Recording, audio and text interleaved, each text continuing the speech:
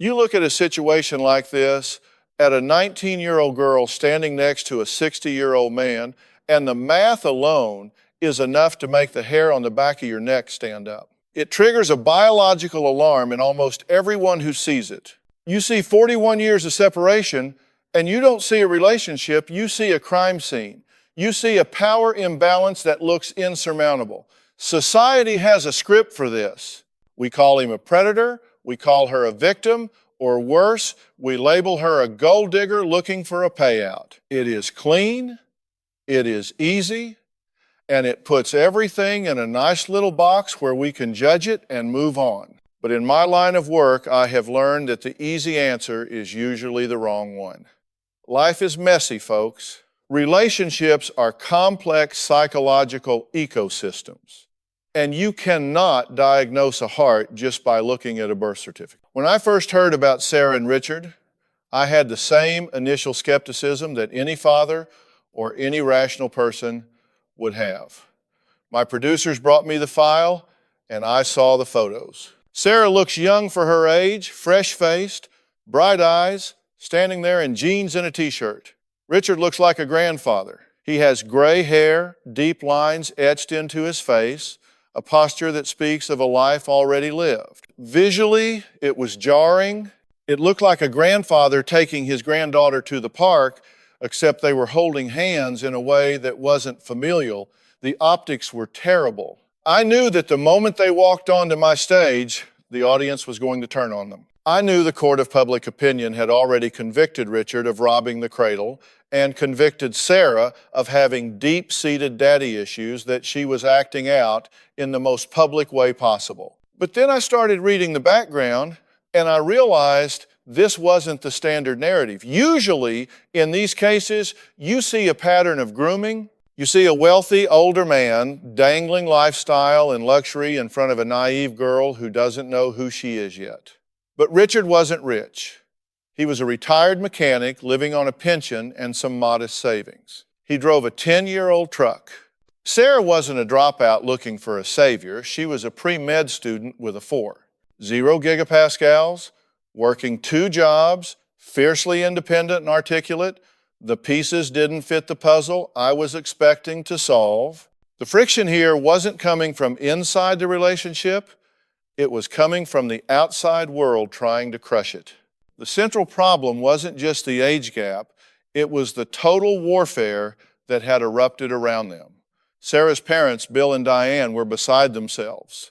They were good people, terrified people, who watched their little girl bring home a man older than they were. They weren't just disapproving, they were mourning. To them, Sarah had been brainwashed. They looked at Richard and saw a monster who had stolen their daughter's youth. They had cut her off financially, they had banned Richard from the property, and the family was fracturing right down the middle. They called me because they wanted an intervention. They wanted me to shake Sarah by the shoulders, point at Richard, and say, run. They wanted validation for their anger. But I don't do validations. I do autopsies on relationships to see what's living and what's dead. I remember walking into the green room to meet Sarah before the show.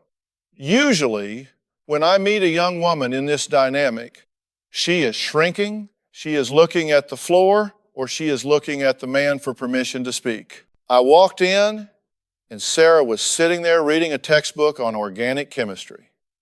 She looked up at me, stood up, and shook my hand with a grip that surprised me. She looked me dead in the eye. There was no shame in her face.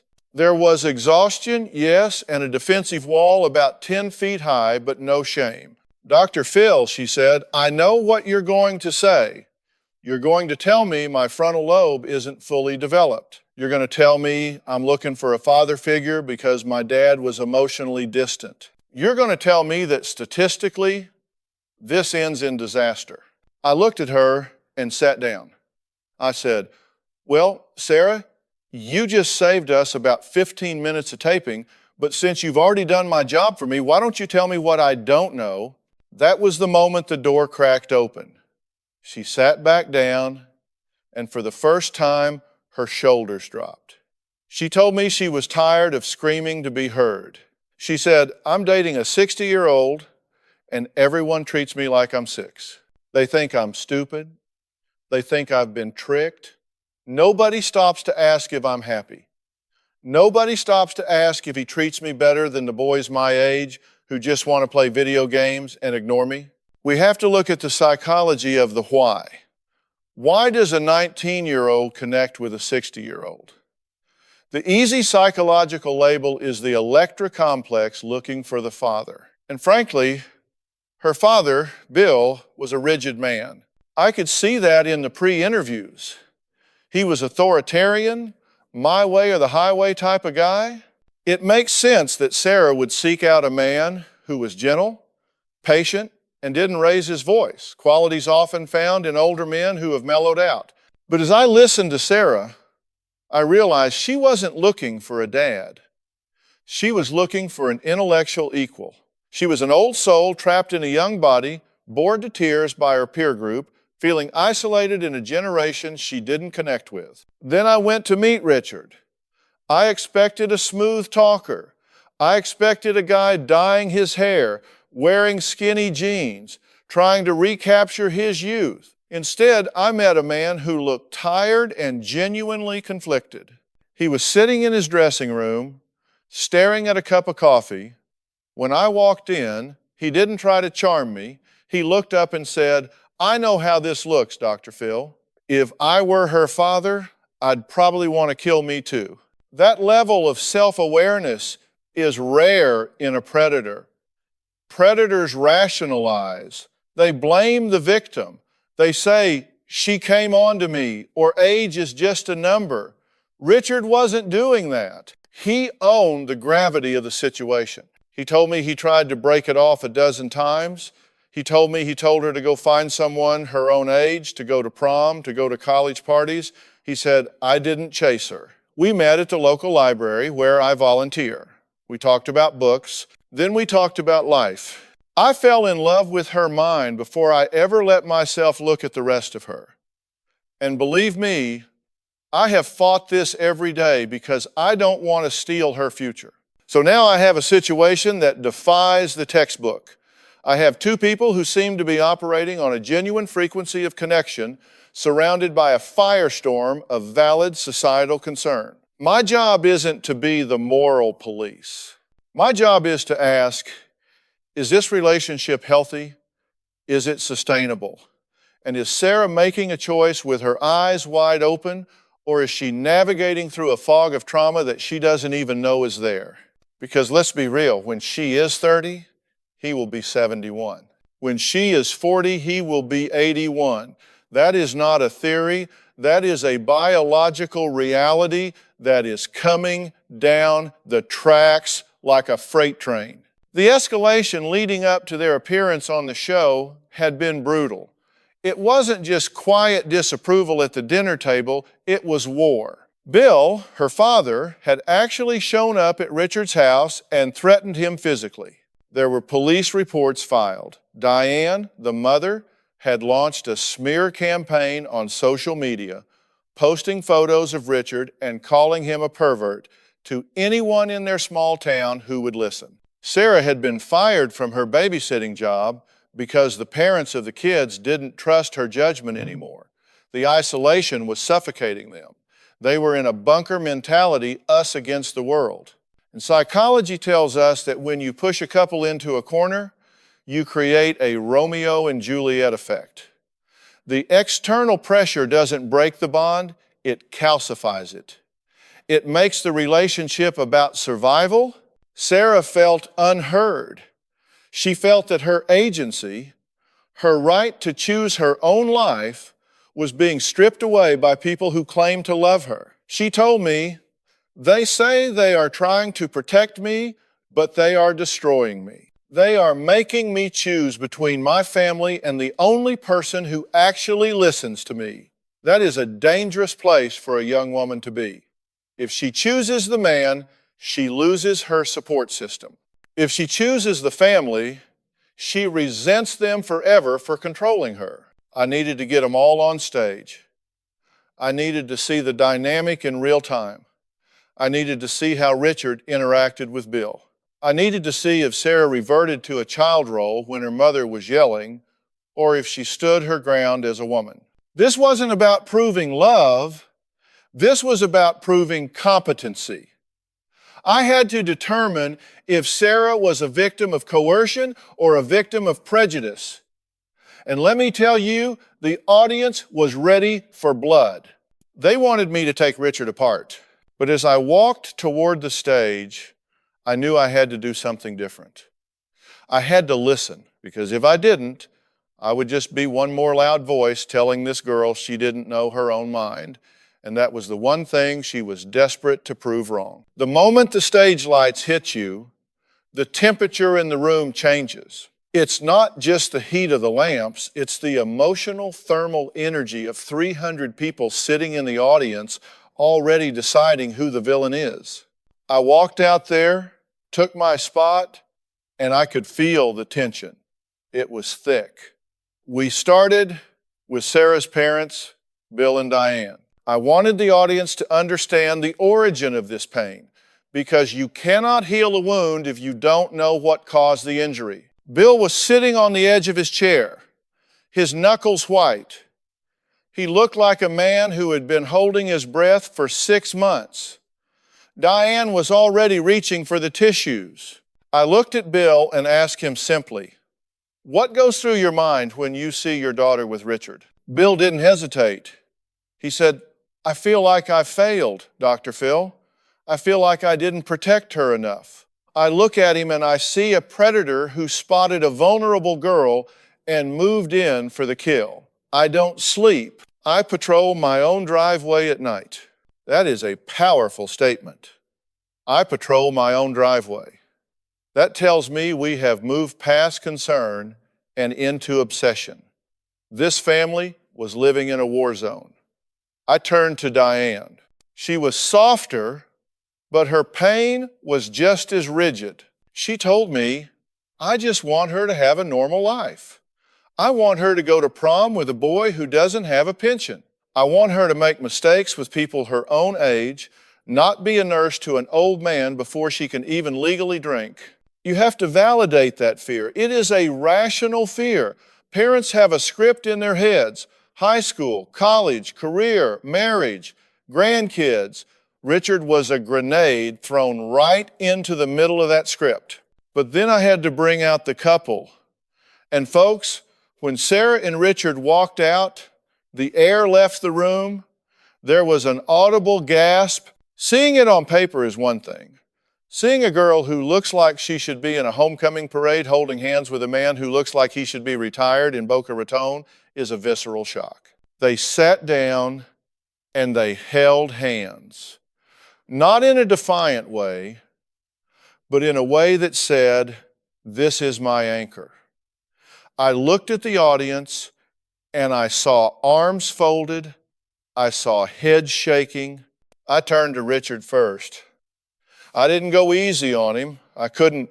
"Richard," I said, leaning in, "you have to know how this looks. You are 60 years old. You have socks older than she is. When you met a 19-year-old girl in a library, why didn't your internal alarm go off? Why didn't you say, 'Kid, you're sweet, but go find someone whose back doesn't hurt when it rains'?" Richard took a breath.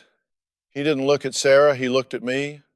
It did go off, Dr. Phil, for months.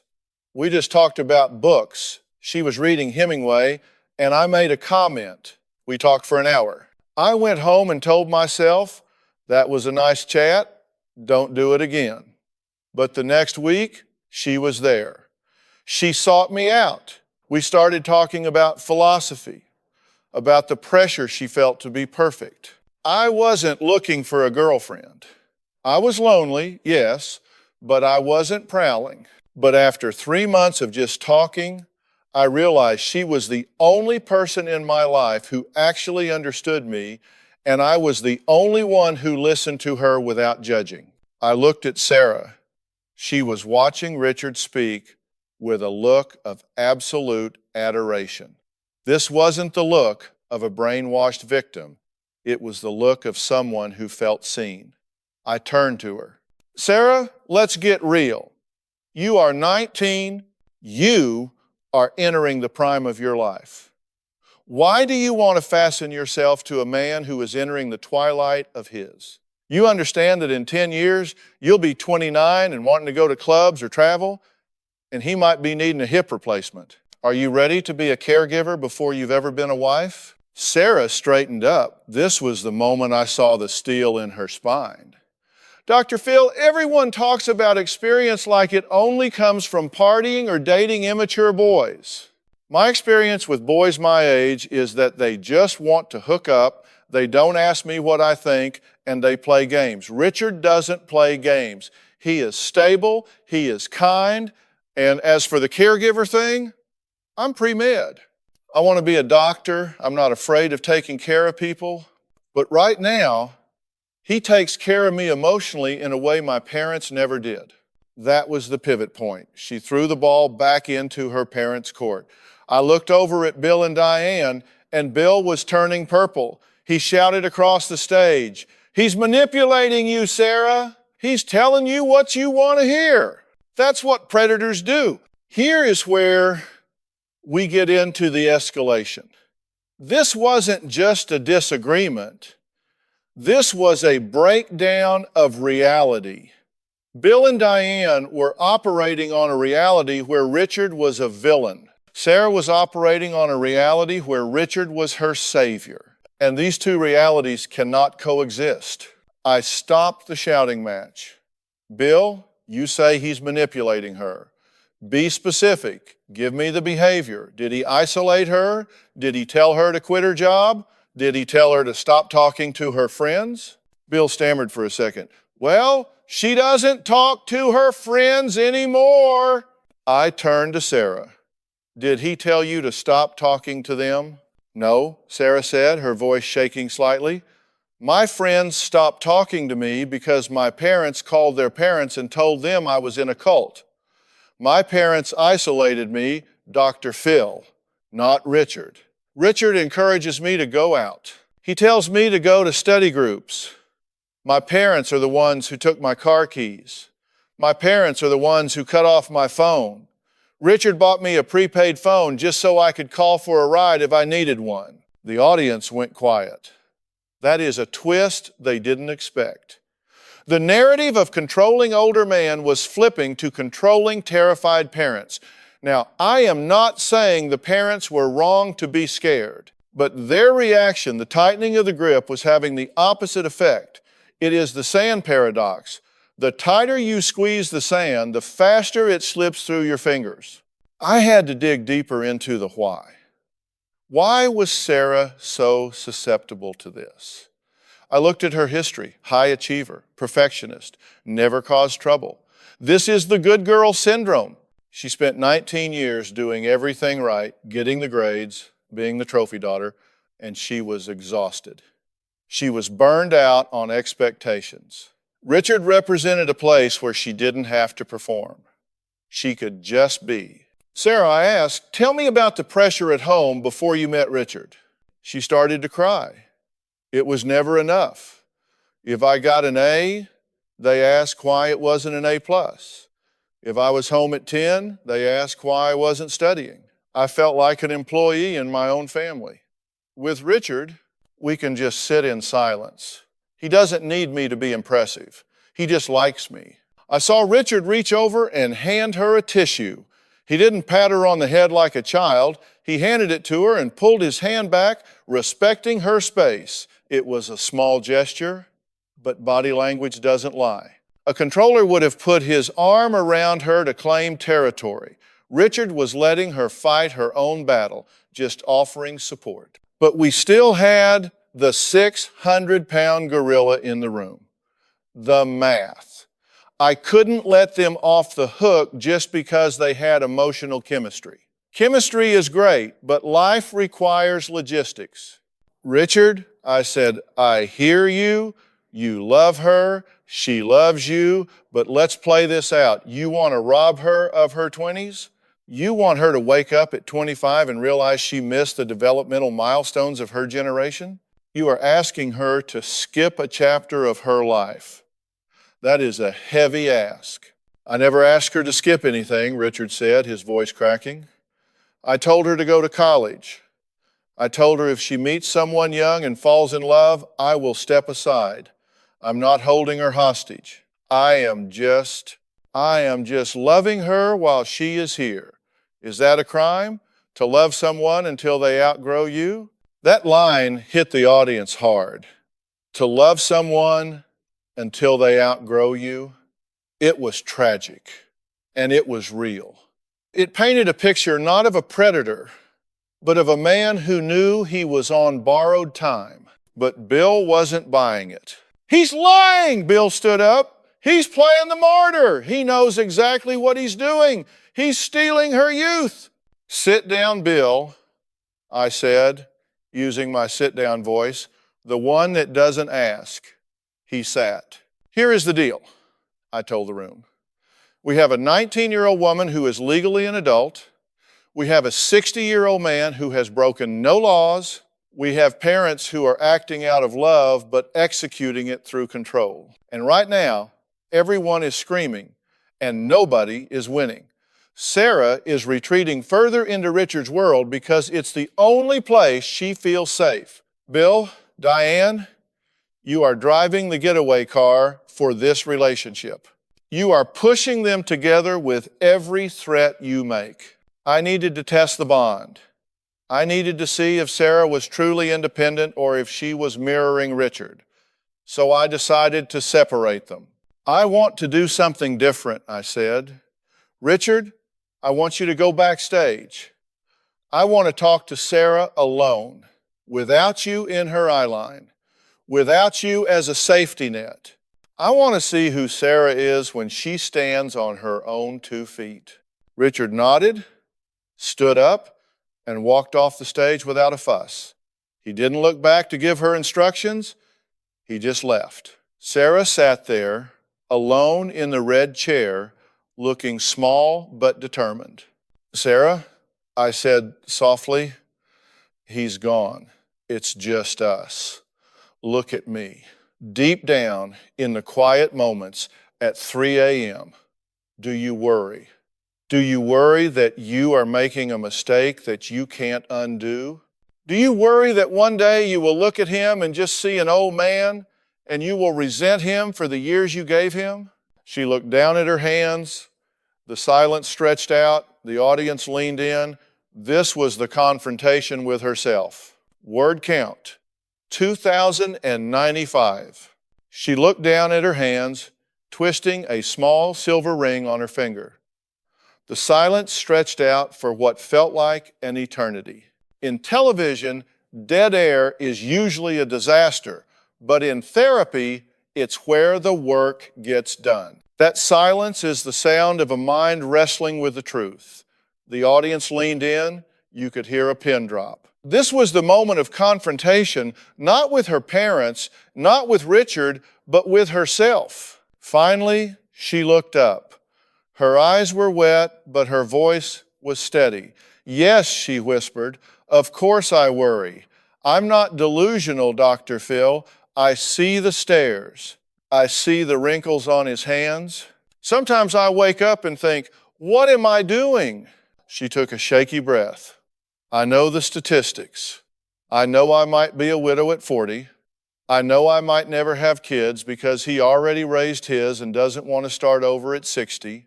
I've thought about all of it, but then I think about my life without him. I think about going back to dating guys who ghost me, guys who treat me like an object. And the loneliness of that, the emptiness of that, feels scarier than the age gap. So you are choosing a difficult future to avoid a painful present, I ask? That's a classic coping mechanism. We trade long-term security for short-term emotional safety. I'm choosing a person who treats me like a human being. She corrected me. Is it perfect? No. Is it weird? Yes. But it's real. And I'm tired of people telling me that my reality is wrong just because it doesn't look like theirs. I looked at her parents. Diane was weeping silently.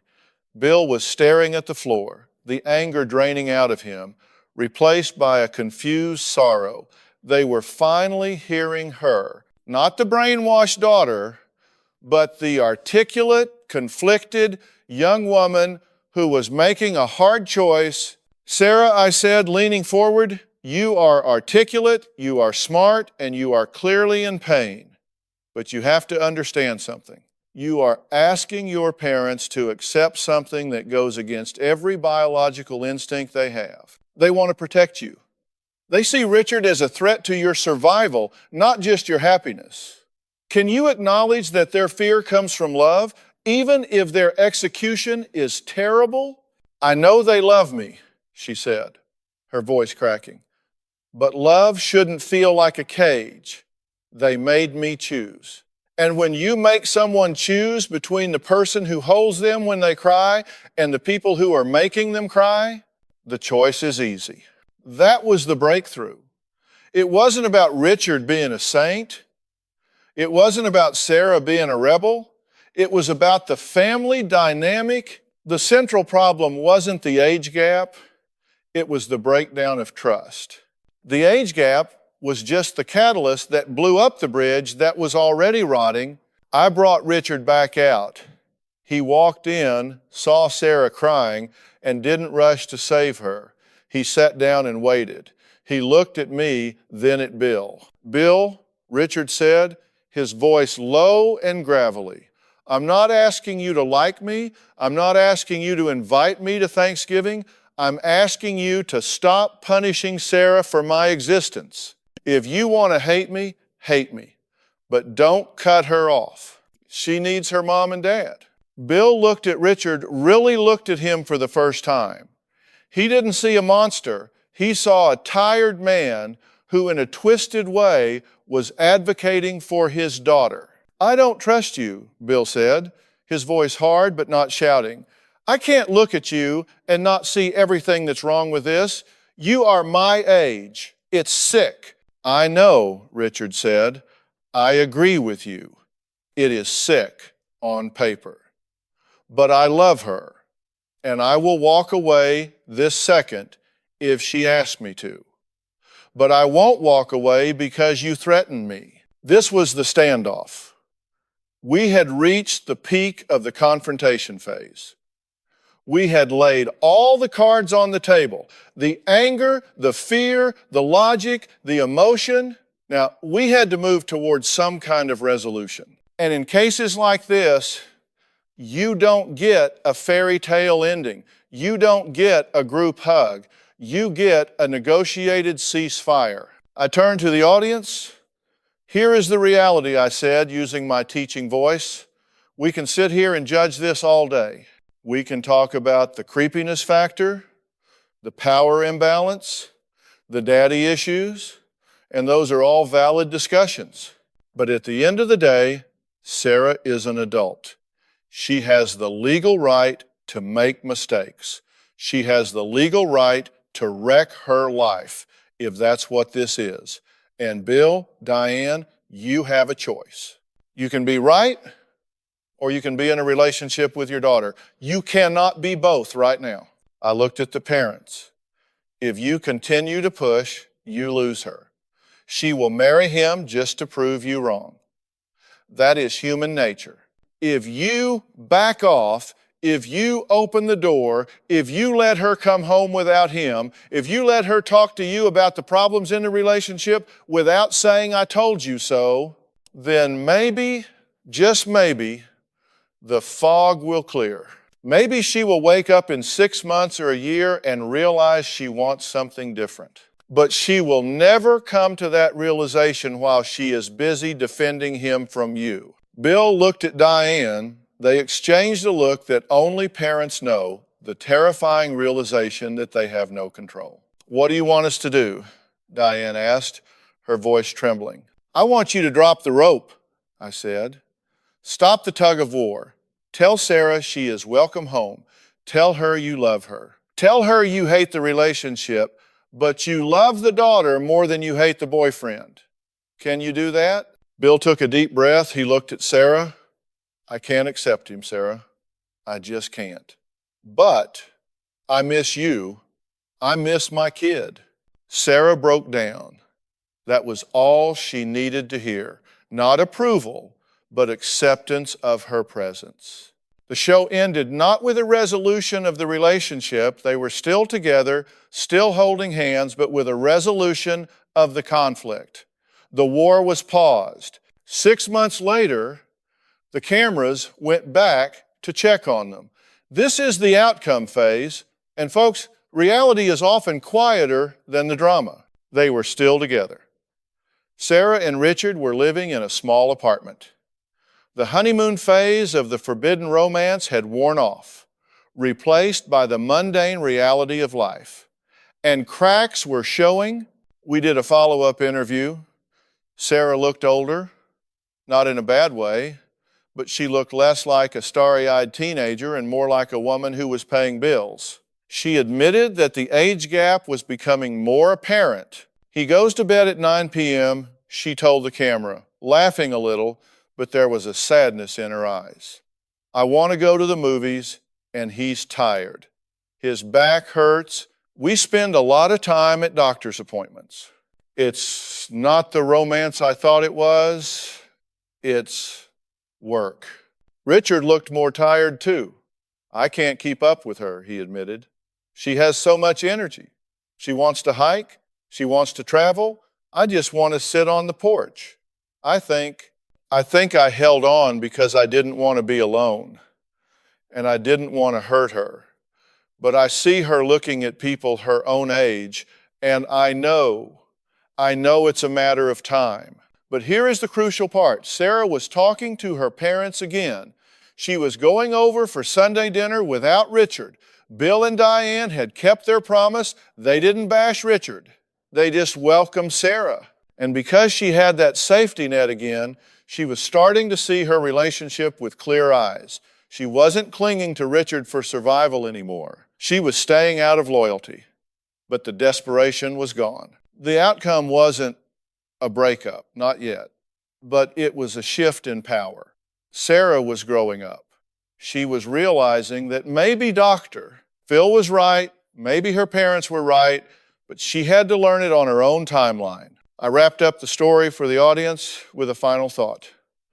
Life is a series of lessons, I said to the camera. Some we learn by reading, some we learn by listening, and some we have to learn by touching the stove to see if it's hot. Sarah is touching the stove. It's burning a little, but she's smart, she's strong, and now that she has her family back, she has a place to go when she decides to pull her hand away. And Richard, he's a man who found a moment of sunshine in his winter. It was selfish maybe, but it was human. They helped each other survive a lonely chapter, and sometimes that's all a relationship is, a bridge to get you from who you were to who you are going to be. It wasn't the sensational ending people wanted. There was no screaming, no arrests, just the slow, quiet, inevitable march of time and truth.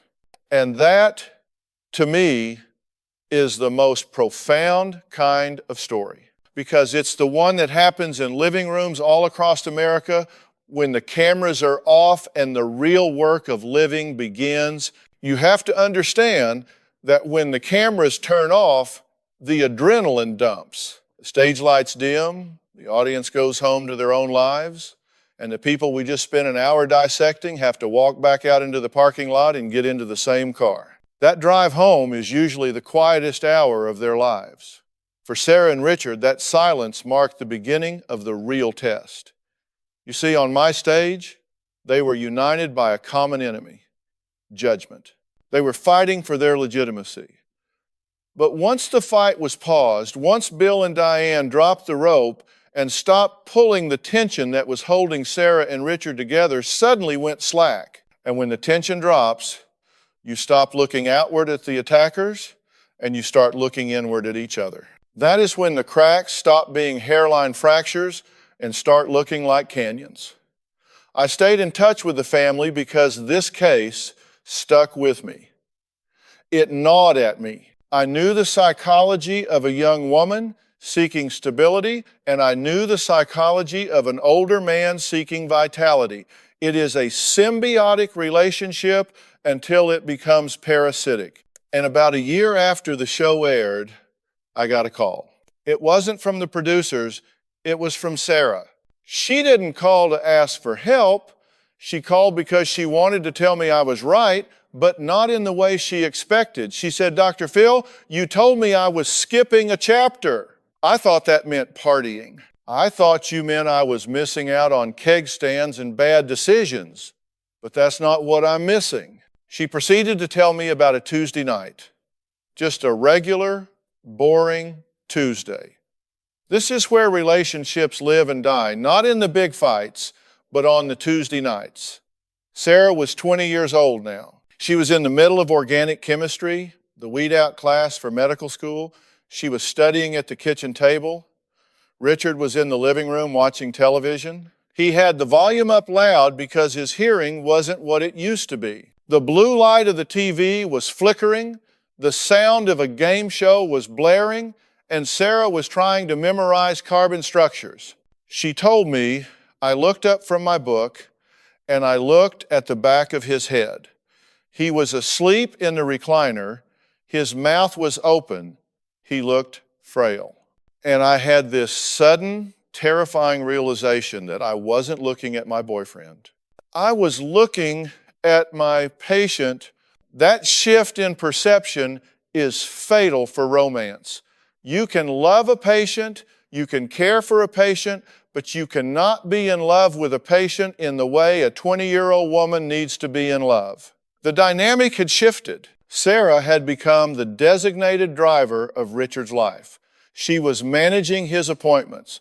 She was reminding him to take his blood pressure medication. She was the one driving at night because his night vision was failing. I wanted to go to the library to study with my group. She told me on the phone. But I felt guilty leaving him alone. He doesn't have anyone else, Dr. Phil. His kids are grown and distant. His friends are all married or gone. I am his whole world. And that weight is crushing me. We call this compassion fatigue. It usually happens to nurses and social workers, but here it was happening to a college sophomore. Sarah was suffering from a profound sense of obligation. She had defended him so loudly, fought for him so hard on national television, that she felt she couldn't leave. If she left, she would be proving her parents right. She would be admitting that she was naive, and for a perfectionist like Sarah, admitting failure is a fate worse than unhappiness. This is the sunk cost fallacy in action. She had invested her reputation, her relationship with her parents, and her social standing into this stock, and even though the stock was tanking, she refused to sell because she didn't want to lock in the loss. I asked her, Sarah, are you staying because you love him, or are you staying because you don't want to apologize to your dad? There was a long pause on the line. I don't know, she whispered. Maybe a bit of both. And I do love him. He's my best friend. But Dr. Phil, I'm lonely. I'm so lonely. The loneliness of being in the wrong relationship is a specific kind of torture. It's worse than being single. When you're single, the world is open. When you're trapped in a mismatched partnership, the world is closed and you are watching it through a window. Sarah was watching her peers go on spring break, not because she wanted to get drunk, but because she wanted to experience the freedom of irresponsibility. She was living a life of high-stakes responsibility. Then came the incident that really forced the issue.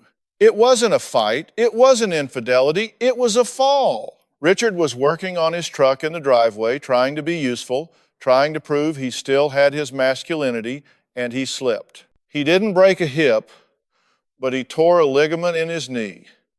It required surgery. It required recovery. And suddenly, Sarah wasn't just a girlfriend, she was a nurse aide. She had to help him out of chairs. She had to fetch him ice. She had to drive him to physical therapy 3 times a week. And this was happening right during her finals week. The stress was insurmountable. She failed a test. For a 4 student, Failing a test is like a heart attack. It rocked her foundation. She told me later that she was sitting in the waiting room of the physical therapy clinic, surrounded by people in their 70s and 80s, and she caught her reflection in the glass door. She saw a girl in a sweatshirt with dark circles under her eyes, holding a clipboard with Richard's insurance information. A young man, maybe 21, walked in on crutches, an athlete who had hurt himself playing soccer. He looked at her, he smiled, he tried to start a conversation.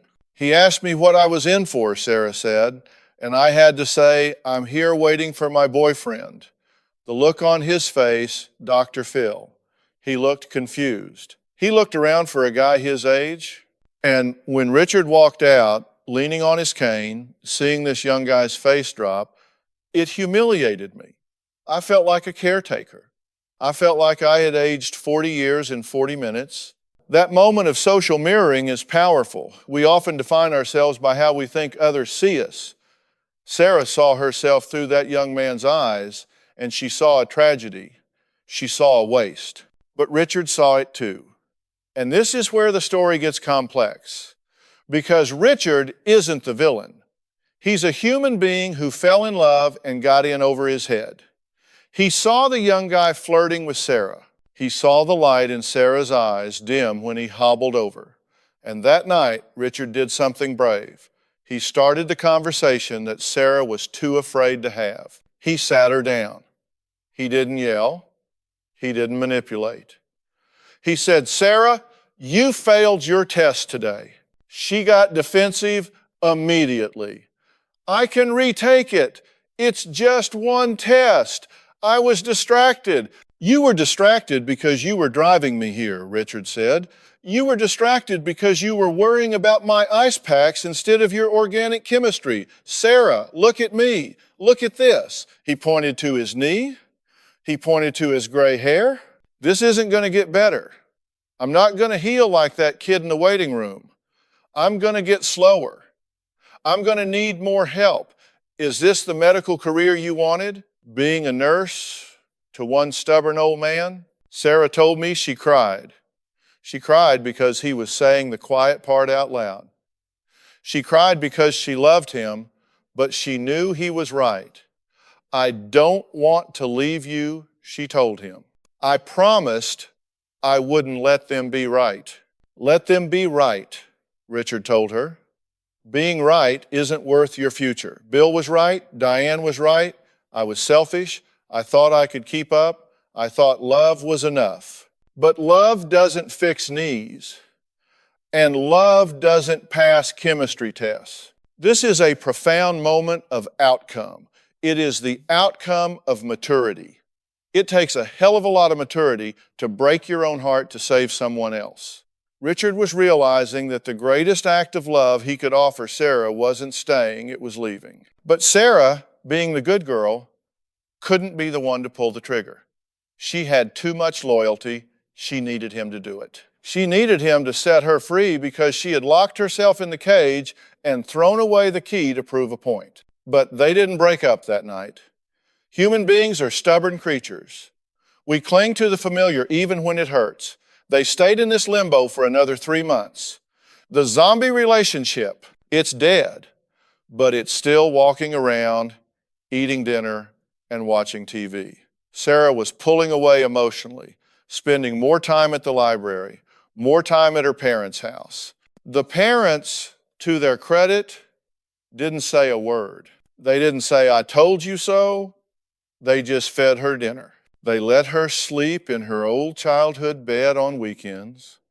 They provided the soft landing that I had told them to prepare. The psychological tether was fraying. Sarah was starting to remember who she was before Richard.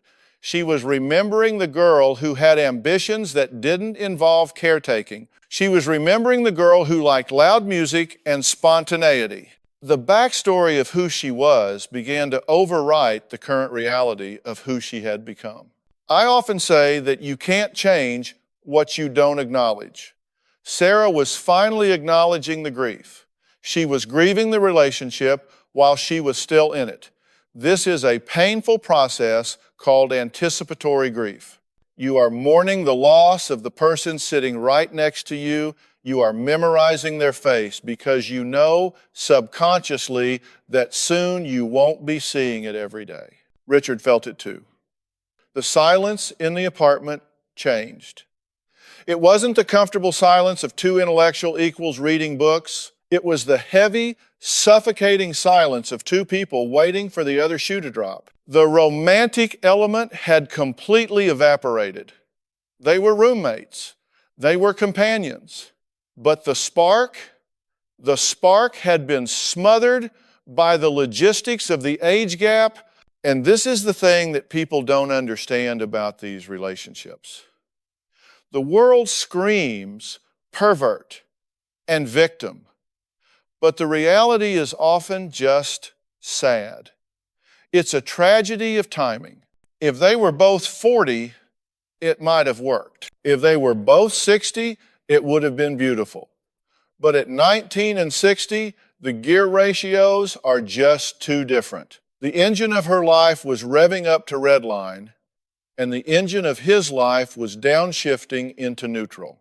You can't drive a car like that for long without stripping the transmission. So we approach the 2-year mark.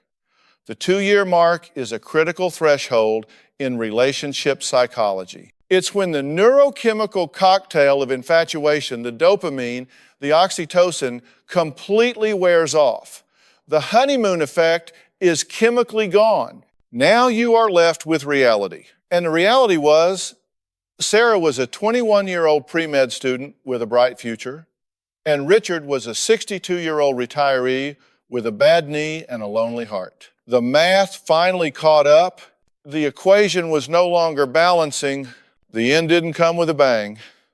There were no more police calls, no more screaming matches on the front lawn, no more dramatic ultimatums from Bill. The end came on a quiet Sunday afternoon, the kind of day that feels suspended in time. Sarah had been accepted into a summer internship program at a hospital 3 states away. It was a prestigious opportunity, the kind that launches careers. It was exactly what she had worked for since she was 15. She brought the acceptance letter home and laid it on the kitchen table. It sat there between them like a physical object, heavy and undeniable. Richard put on his reading glasses, the ones she had bought him, and read it slowly. He read it twice. Then he took off his glasses, folded them, and placed them on top of the letter. "You have to go," he said. It wasn't a question. "I can't go," Sarah said, her voice small. "It's 3 months. Who will help you with the grocery shopping? Who will drive you to the clinic?" "I managed for 60 years before I met you, Sarah," Richard said, a sad smile touching his lips. "I think I can figure out how to buy milk, but you can't figure out how to be a doctor if you stay here making soup for an old man." That was the permission she needed. It was the release. The outcome of our story wasn't a failure, it was a graduation. Richard was graduating her. He was doing the one thing a parent or a partner acting in a parental capacity is supposed to do: launch the bird from the nest. He was acknowledging that he had become the nest and she had grown wings that were too big for the space he could offer. She packed her bags a week later. It was a slow process. Dividing a life is never easy, even when you don't have many possessions. She packed her textbooks, she packed the mugs they had bought together, she packed the sweater he liked. Bill and Diane came to pick her up. They stayed in the car. They didn't come to the door to gloat. They respected the funeral that was happening inside the apartment. Sarah told me about that final goodbye. "We didn't kiss," she said. "It felt wrong. We just hugged." He held me for a long time, and he smelled like coffee and old paper, just like the library where we met. He told me he was proud of me. He told me to go save lives. And then he pushed me toward the door, literally. He put his hands on my shoulders and turned me around. She walked out to her parents' car. She got in the back seat, just like she used to when she was a child. Bill looked at her in the rearview mirror. He didn't say, "I told you so." He just said, "You okay, kiddo?" "No," she said. "That's okay," he replied. "We'll get there." They drove away. Sarah watched Richard standing in the window until the truck turned the corner and he disappeared. That was the last time she saw him as her boyfriend. The aftermath was a period of intense decompression. Sarah went to her internship. She threw herself into the work. She was surrounded by other 20-somethings who were obsessed with medicine, sleep-deprived, and fueled by caffeine. For the first time in 2 years, she was just Sarah. She wasn't the girl dating the old guy. She wasn't a curiosity. She wasn't a scandal. She was just a brilliant student with a knack for diagnostics. The anonymity was healing. She started dating again, tentatively, about 6 months later. A resident at the hospital. He was 26. They went to movies. They went hiking. They complained about their attendings. It was normal. It was boring in the best possible way. It lacked the intensity of her relationship with Richard, but it also lacked the tragic undercurrent. She realized that boring is actually just peace. I checked in with Richard too. He didn't pick up the phone at first. When he finally did, he sounded older. His voice was thinner. He told me he was back to volunteering at the library. He told me the house was quiet, too quiet, but he was getting a dog, a golden retriever. Something that needs me, he joked, but won't grow up and leave for med school. He asked about Sarah. He didn't ask for her number. He didn't ask if she was seeing anyone. He just asked, is she happy? Is she succeeding? She is, I told him. She's at the top of her class. Good, he said. Then it was worth it. And there it is. The complexity of the human heart. We want to label Richard a villain because it makes the world safer. We want to believe that all older men dating younger women are predators. And yes, many are. I have chased plenty of them off my stage. But in this case, Richard was a way station. He was a safe harbor for a girl who was drowning in expectations. He provided a quiet space for her to hear her own voice, even if that voice eventually told her to leave him. Sarah learned that she didn't need a savior, she needed to save herself. She learned that her parents, flawed and controlling as they were the only ones who would be there for the long haul, the 40, 50, 60-year haul. She learned that love isn't enough to bridge a 4-decade gap, no matter how much poetry you read together. The family is healed now. Scarred, yes. They don't talk about the Richard years at Thanksgiving. It's a taboo subject, a dark chapter in the family history book that they skip over. But the trust is back. Sarah trusts that her parents will support her, and her parents trust that Sarah can make her own decisions because she made the hardest decision of all. She chose her future over her past. So, what is the takeaway? When you look at a 19-year-old with a 60-year-old, don't just stare. Ask the question, what is the deficit? What is missing in that young person's life that they are seeking to fill with someone who belongs to a different generation? Is it stability? Is it validation? Is it an escape from pressure? Sarah filled her deficit. She got the validation she needed, and once the cup was full, she no longer needed the source. It sounds transactional, but all relationships are to some degree. We trade needs. Richard needed to feel vital. Sarah needed to feel safe. The trade worked until the currency changed. When Sarah needed growth instead of safety, Richard went bankrupt. It's a bittersweet ending, but in my line of work, bittersweet is a victory. It means nobody died. It means nobody was destroyed. It means life, with all its messy, painful, beautiful complexity, goes on. Sarah is going to be a doctor. Richard is going to be a memory. And somewhere in the middle, a family learned that the only way to hold on to someone is to open your hand and let them fly. And that, folks, is the truth. Sometimes the right person is the wrong time. Sometimes the wrong person is exactly what you need to figure out who you are. And sometimes the hardest thing to do is to look at someone you love and say, I have to go. This wasn't a crime scene. It was a growing pain, a severe, public, agonizing growing pain.